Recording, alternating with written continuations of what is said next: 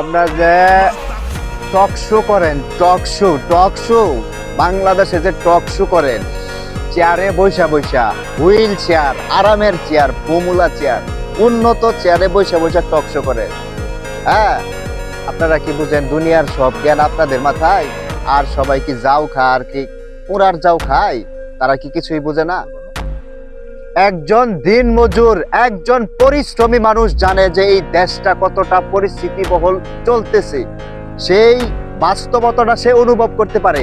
আপনি ফুমের চেয়ারে বৈশা বৈশা আপনি দেশ চালাচ্ছেন, আপনি কি শুধুই দেশ সম্বন্ধে বুঝেন? আর দেশের মানুষ যা আছে তারা কি গরু ছাগল? তারা কি মানুষ না?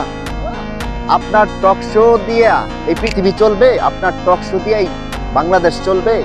আমাদের দেশের জন্য, সাধারণ মানুষের জন্য কে ভাববে, কে চিন্তা করবে?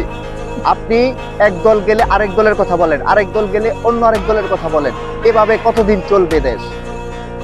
আগামী নির্বাচন আসতেছে, আমাদের দেশ যাতে সুন্দর ও শান্তিময় ভাবে চলে সেই ব্যবস্থা করতে হবে আমাদের সকলের মিলেমিশে। আমরা এককভাবে চিন্তা করব না, আমরা ব্যক্তিগত আক্রমণ করব না, আমরা সকলেই মিলেমিশে সামনে অগ্রসর হব, আমাদের দেশটাকে সুন্দর করে সাজাবো।